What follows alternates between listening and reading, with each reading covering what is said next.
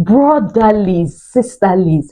Hi, I was excited when I saw the trailer of To Kill a Monkey. You know why?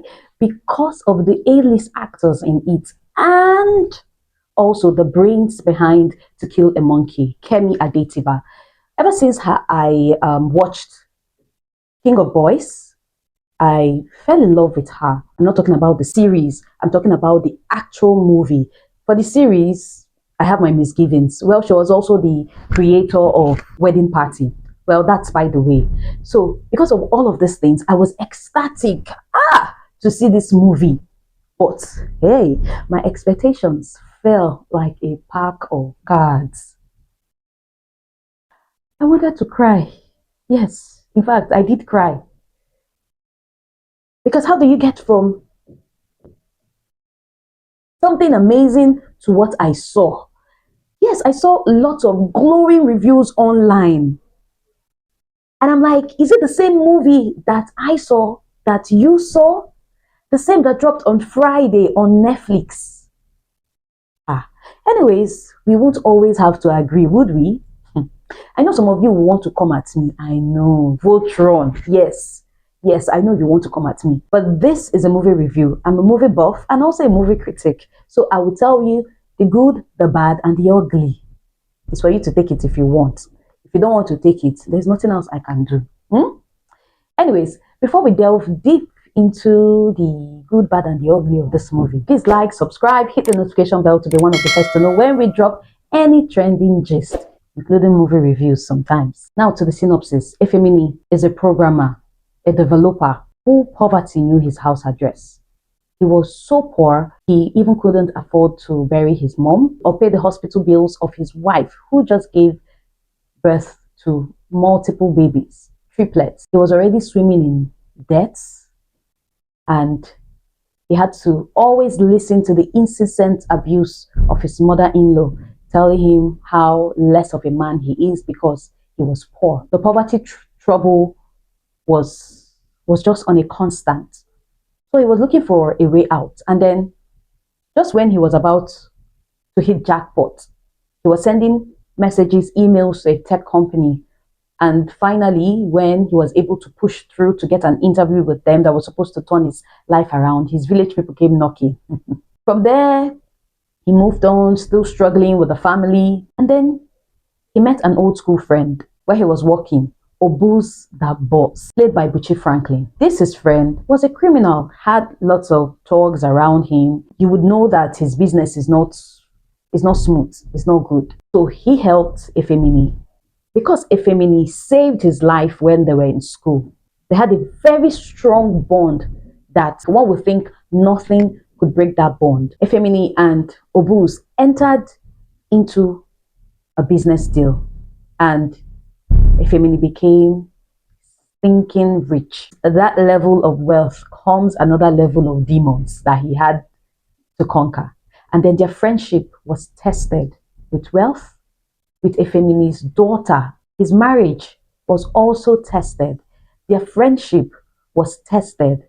And then came another villain, teacher, who wanted to be a part of their deal. He's the oldest in the business, in the Yahoo business.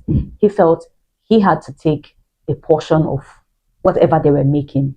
And then that is where the big started in their relationship. There were lots of, you kill me, I kill you, you dare touch my family. A lot of ego was bruised, a lot of problems that would test the strength of Efemini and Obu's relationship. Then there is also the crime agency that was breathing down their neck. The good, the bad, the ugly. Which do I start with? Let's start with the bad. You might be wondering why I'm not playing the trailer in this video. I am not, because of what I'm about to say, because we're going into the ugly of this movie. I'm doing that because I know lots of you Votrons will come at me for saying what I'm about to say. And once I put that trailer, you people will report me to YouTube so that they will flag this content down. I know, don't worry. I know. So I'm not going to put it. So you will have no reason or excuse. Let's start with the beginning of the movie. It's there with young boys pledging allegiance to someone in a monkey mask. It was supposed to evoke fear, it was supposed to evoke horror, and of course, it was certainly supposed to set the pace for what was going to happen in the movie. Unfortunately, that pace, that was just it. That scene almost did well to evoke what the filmmakers wanted, but that was it. In fact, after the first episode, for me, the movie ended. I noticed this theme with lots of filmmakers. You start a movie so well, you create the hook, but you're unable to keep the people. You're unable to keep the promise. Why make the movie into a series?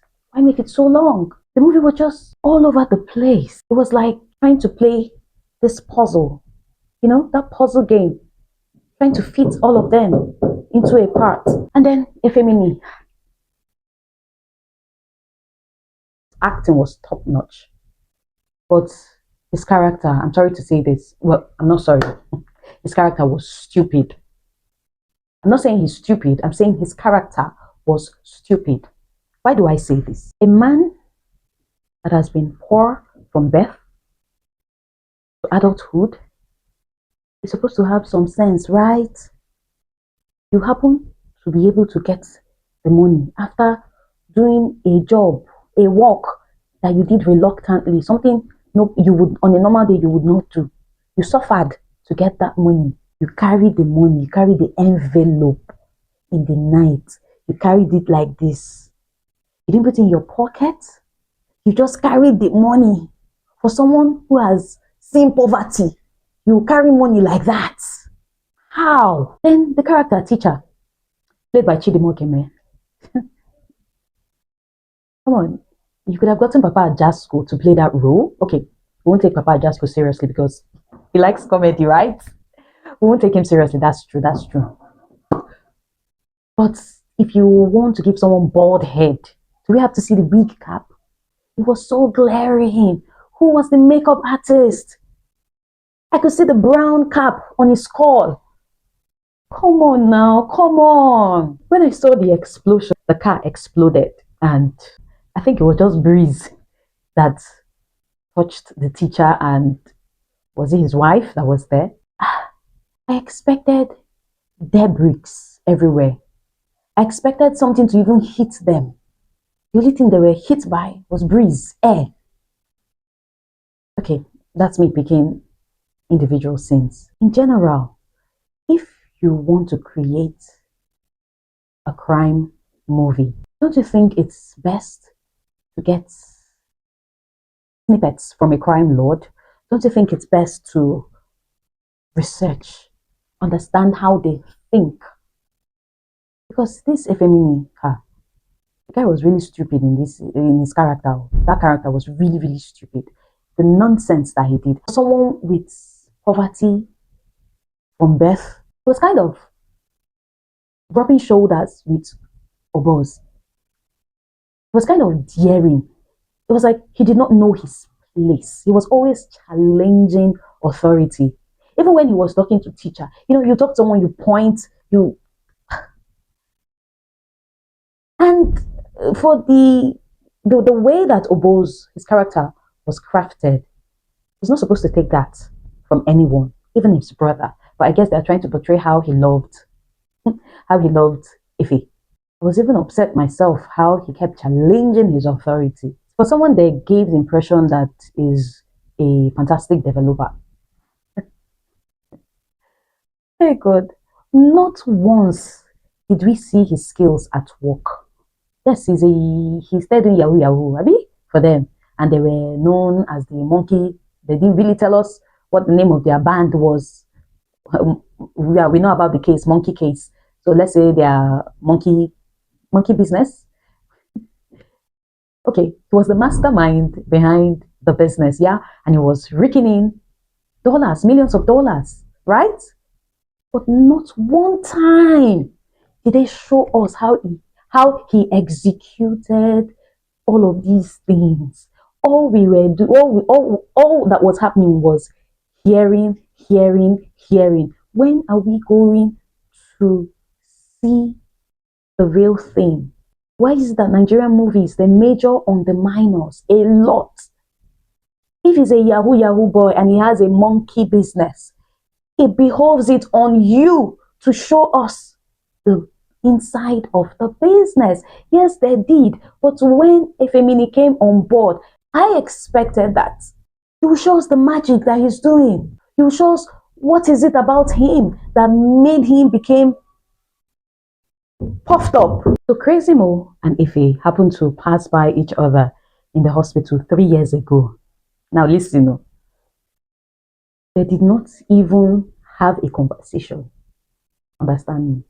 But Crazy Mo was able to remember him 3 years ago. There was nothing distinct about him. There was nothing special about him at the time. Yet, both of them were able to remember themselves. Okay. How can someone be desperate for an opportunity, and then when that opportunity comes, you went to sleep? Somebody please make it make sense. And then one of the boys were caught, the minor boys. And he immediately started spilling over, we'll seize your house, your account will freeze them, where your parents are staying will take over the house. And this same guy has worked in that cell, in that syndicate for 8 years. And he was threatened easily like that. And the guy just folded. Yeah. Is it like that? He's just there spilling. And then the conversation between the doctor and Crazy Mo. How can an inspector come to you and threaten you and you start spilling? He didn't say, where's your warrant? Or am I not supposed to come to your station and ask questions? You're just there talking. Is that how this thing is? Are people that gullible? Yeah. That scene did not make sense to me because it doesn't happen. You know what really pissed me off? What really annoyed me about this movie? I'm trying to say this in a way that there will be no spoilers. How can a man seem to be at a crossroads where he had to make a choice about the safety of his family and that of his bosom friend or brother? There was no choice in that. All he had to do was, if you've seen the movie, you understand what I'm saying. All he had to do was take a hike, was to run away with the family when the family was threatened, when their lives were threatened. That was the best thing he would have done. But guess what? He decided that the choice of what to do was to save his family, and the only way to save his family was to put his friendship at risk. Funny enough, the same friend was also receiving threats to his family. But guess what? When Yawa gas, he decided to take a hike. He decided to run. Meanwhile, that option was on the table. He could have run away before things got ugly. Ran away in the heat of the moment when his family was unsafe. He had the resources, he had the money. He didn't do that, but he only considered doing it after he put his relationship with his friend at risk. Serious risk. After doing that, that's when he thought of running. Where's the sense in that? You're a criminal mind. Really? Yeah. It was the last scene that burst my bubbles. Like the people in this movie, the infantry that they have, it's tantamount to stupidity. How can somebody go to a court, like the court proceedings? You go to court is going on, a case is on, and you want to shoot. In fact, you shot at somebody in a court proceeding. in this country or wherever country when there are policemen, armed policemen all over the place? Is that wise? That is, how can somebody be so stupid? Okay, if you have the sense not to carry the gun into the court, you had someone place it in the courtroom. Follow me. You have someone place the gun in the courtroom. How is it hard for you to arrange someone in jail to kill him? Or even make a policeman to kill him in jail or to even poison him? It's not rocket science. Why would you put yourself at risk to kill someone in front of the police, in front of the court, in front of the law? Hey, does it make sense? That's the one that bust my head. Yeah. To Kill a Monkey, the movie was predictable for me. I knew the end, even from the beginning. There was too much fluff. It seemed like the longer the movie was, the crazier I became. As it was unfolding, it kept getting badamba. It kept getting worse as the movie was unfolding. Kai. Even Olosho get levels for this movie. Olosho. Hey, the issues I have with this movie, there are many, plenty. But let me stop here for now. Yeah, let's go to the likes. I know some of you will be like, okay, what would she say? Yes, there were a few things to like. The music, it was good. The choice of music, when the music came, it gave that tense feeling. It achieved what they wanted it to achieve. That was brilliant. When you don't get the storyline well and you get the music, know when to put it, and the type of music, it was brilliant. One thing I would give Kemi Adetiba is her visuals. The visuals were super good. The cinematography was on point. The acting, hey, the acting was executed beautifully well. I give them their flowers. Especially William Benson and Richie Franklin. I've always been a fan of Richie Franklin. The guy was born a star. Though he likes crime movies where, all those kind of things. But he killed the role. He was beautiful. The acting, in fact, all the cast, they hit the nail on the head. It's just the storyline, but the acting was superb. Another thing I liked was the mixture of languages. English, Pidgin, Edo, whatever state it was from. That's blend. It kind of showed originality because that's how typical Nigerians speak, a mixture of that. And then the subtitles, it was pretty good. The interpretation of the Pidgin slangs and all of that, it was beautifully done. For me, that's it.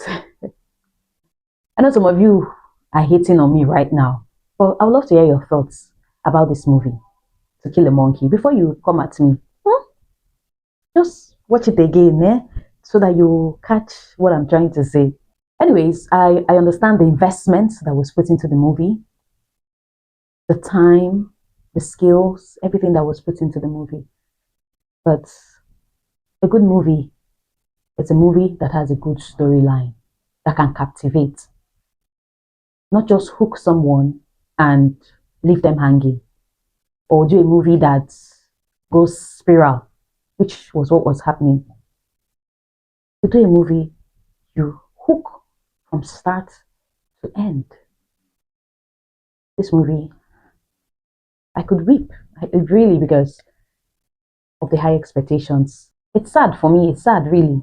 And I'm glad some people like the movie because not everyone will like what you like. I'd love to hear your thoughts. What do you think about this movie? If you are going to rate it, what would you rate To Kill a Monkey? A 1/10 ratings. Please don't forget to subscribe and hit the notification bell to be one of the first to know when we drop images. Thank you for watching.